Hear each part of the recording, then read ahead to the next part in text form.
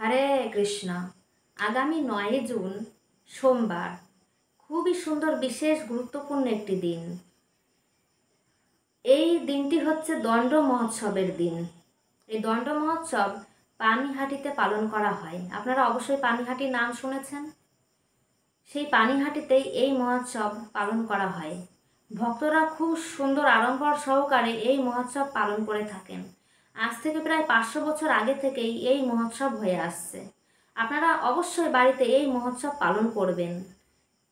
এই মহোৎসব পালন করলে ভগবানের বিশেষ কৃপা আশীর্বাদ লাভ করা যায়। দণ্ড মহোৎসব হচ্ছে এই দিনে নিত্যানন্দ প্রভু রঘুনাথ দাস গোস্বামীকে কৃপা করেছিলেন। তিনি তাকে দণ্ড দিয়েছিলেন। নিত্যানন্দ প্রভু রঘুনাথ দাস গোস্বামীকে চোর বলেছিলেন। কেন চোর বলেছিলেন? কেননা তিনি নিত্যানন্দ প্রভুকে অতিক্রম করে শ্রী চৈতন্য মহাপ্রভুকে পেতে গেছিলেন। কিন্তু নিত্যানন্দ প্রভুর কৃপা ছাড়া শ্রী চৈতন্য মহাপ্রভুকে পাওয়া সম্ভব নয়। হেন নিতাই বিনে ভাই, রাধা কৃষ্ণ পাইতে নাই। নিত্যানন্দ প্রভু হচ্ছে গুরুতত্ত্ব। আমরা কেবলমাত্র গুরু গ্রহণের মাধ্যমেই আমরা ভগবানের কাছে যেতে পারি। তাই নিত্যানন্দ প্রভুর কৃপার মাধ্যমেই মহাপ্রভুকে লাভ করা সম্ভব, আবার মহাপ্রভুর কৃপার মাধ্যমেই রাধাকৃষ্ণকে লাভ করা সম্ভব। আর রাধাকৃষ্ণের মিলিত তনুই হচ্ছেন মহাপ্রভু। তাই রঘুনাথ দাস গোস্বামী নিত্যানন্দ প্রভুকে অতিক্রম করেই মহাপ্রভুকে লাভ করতে গেছিলেন। তাই রঘুনাথ দাস গোস্বামীকে দণ্ড ভোগ করতে হয়েছিল। নিত্যানন্দ প্রভু রঘুনাথ দাস গোস্বামীকে বলেছিলেন, তোমাকে দণ্ড পেতে হবে। কি দণ্ড? যে না, আমাদের সমস্ত ভক্তকে এবং আমাকে দই চিড়া খাওয়াতে হবে। তখন রঘুনাথ দাস গোস্বামী খুবই খুশি হয়েছিলেন। আর রঘুনাথ দাস গোস্বামী ছিলেন রাজার ছেলে। তাদের ধন সম্পদের কোনো অভাব ছিল না।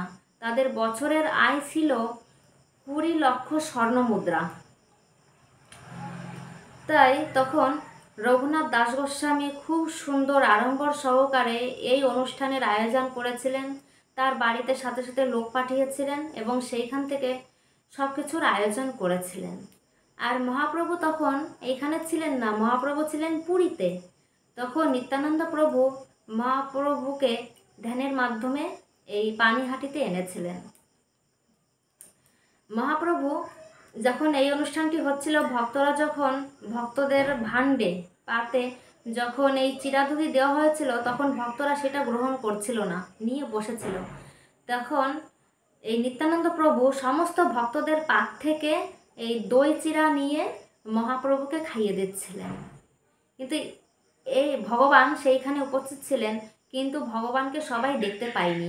কিন্তু সেইখানে লক্ষ লক্ষ লোকের সমাগম ছিল, কিন্তু সবাই ভগবানকে দর্শন করতে পারেনি।